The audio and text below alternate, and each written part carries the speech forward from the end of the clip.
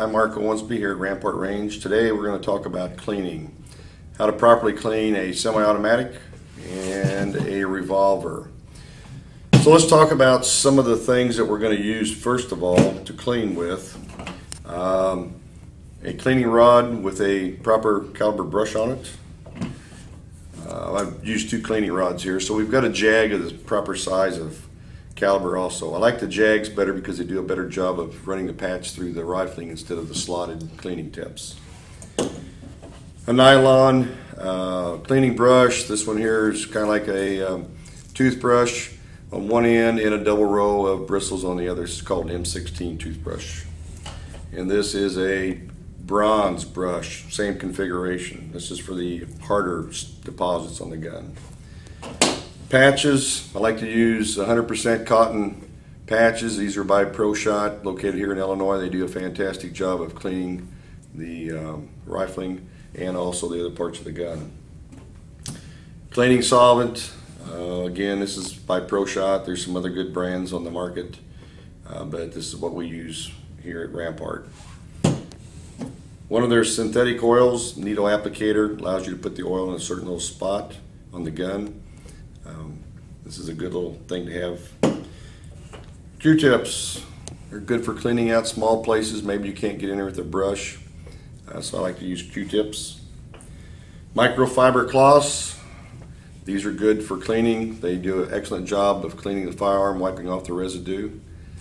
So you might want to put 1 or 2 of these in your cleaning kit. Also, when we clean a revolver, we have to clean from the muzzle end. So this is a board guide. Fits on the muzzle like this. The rod goes through it. That way the steel rod doesn't touch the rifling and doesn't wear any flat spots on the muzzle. So these are a good little thing to have in your toolkit.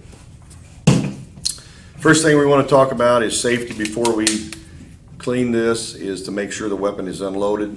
First thing we're going to do is take the magazine out. The magazine is empty. The gun could still be loaded. There could be one in the chamber. So we're going to do a press check, lock the slide open. There's nothing in the chamber, so this gun is safe to clean. Also, the revolver cylinder is open, chambers are empty, so it is all safe to clean. We're going to start with the 9mm Smith & Wesson M&P first. So it is unloaded, so we're going to take it apart. And we have a takedown lever here on the side, which allows us to take the slide off.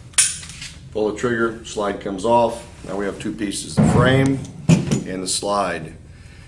Right here, this is a recoil guide rod. This is usually trapped on 2 ends. Some semi-automatics, like a 1911, it's not.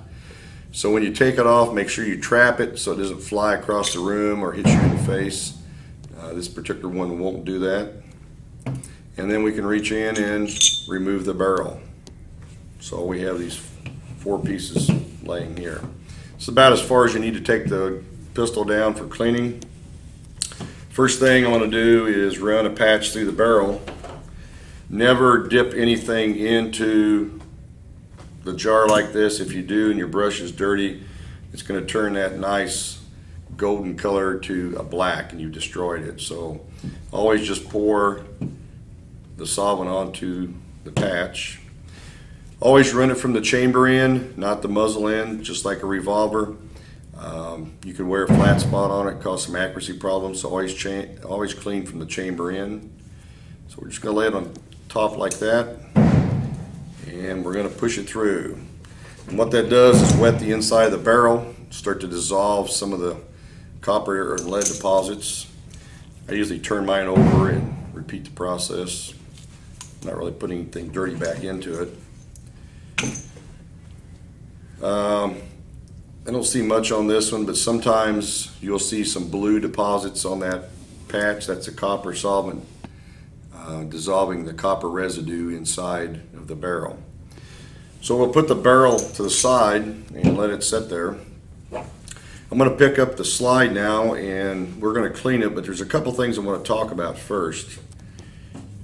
Right here is the extractor. It's a little piece that fits on the side. It's got a hook on it. When you clean these, make sure you check it see if there's any places like a corner broken off. Maybe you've had ejection problems. Check that and make sure it looks like it should. Looks like a hook all the way down. If not, take it to your gunsmith or send it back to Smith. On the frame, this is the ejector. So look for the ejector, make sure it looks like it's still the long piece that it is. Maybe it's got a piece broken off. If it's broken, you're going to have problems with ejection also. So a couple things to look for. So we're going to take our patch and wet it again. If you notice, I'm wearing rubber gloves. We are dealing with a chemical, and you might want to keep the chemical off of your hands. So I'm going to take my nylon brush and I'm going to run it right inside the slide rails and clean it. As you can see, it doesn't take a lot and the stuff comes off.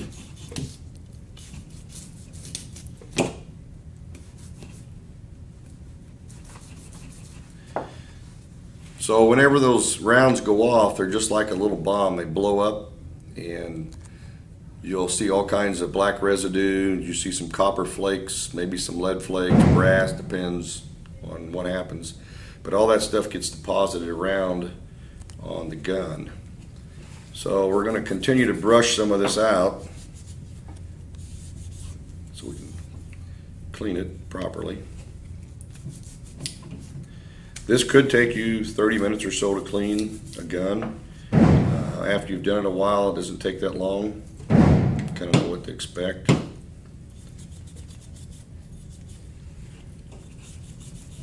like to use a patch because I can get my brush down on it and scrub and at the same time remove this stuff out.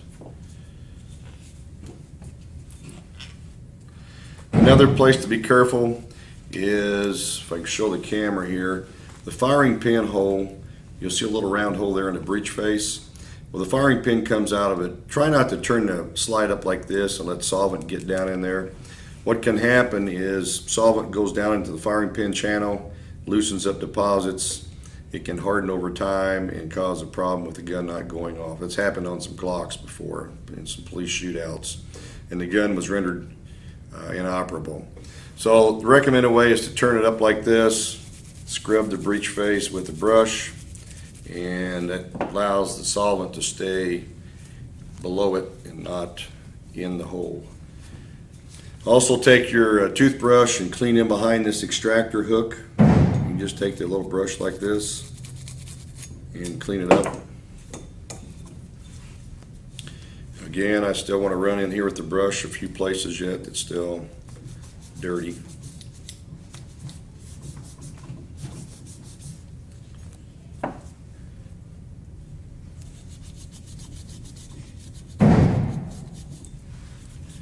On the insides of the slide, you want to get clean. Right here where the barrel goes through on the slide, it's another place that you'll want to stick a patch in there and a brush and rotate that around to clean all that off. Okay, the slide's pretty well clean in there. I like to take the brush and also go on the slides, on the serrations, clean out any dirt. On the slides, you'll get dirt and dust built up on it, so I like to clean all that. Make sure I can see the sights properly, especially if I got night sights on it. So now I'm going to take a microfiber cloth and wipe down all the surfaces on the exterior of the slide.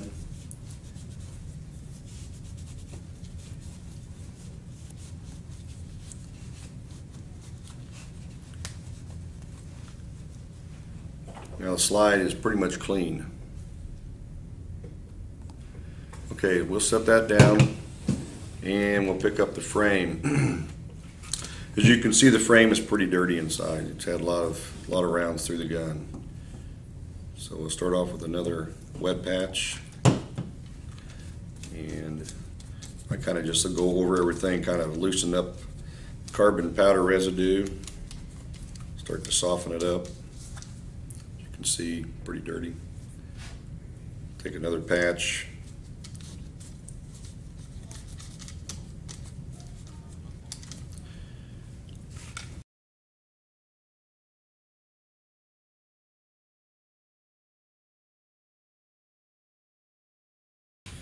Okay, so we're going to clean the insides of the barrel next.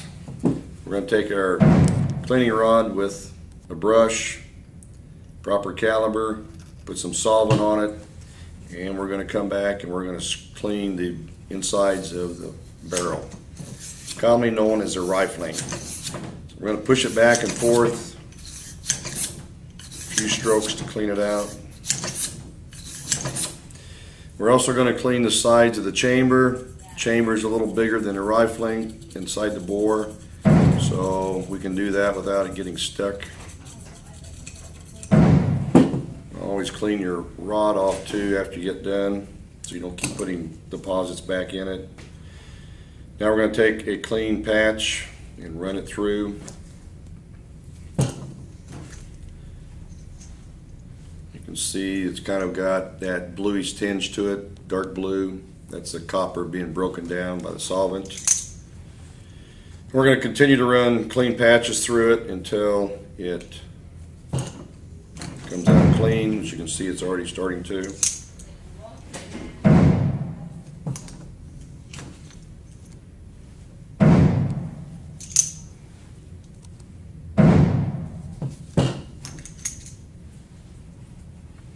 I turn them over, it saves the patches, and you're not really, when you're this clean, you're not really putting anything back into it. So, I don't know if the camera can pick it up, but now we have a clean bore inside. Wipe all the outside surfaces down. If you haven't scrubbed them down already with the brush, now's a good time to do so. This one's all clean, ramp is clean inside. So now we're going to put the gun back together. Next is lubrication. Any place you see shiny places on the metal, that's where it's making contact with another metal surface. So you want to make sure you put oil on it. You can rub it with your finger. When the part's in the gum, you slide the action back and forth. It's also going to distribute this oil.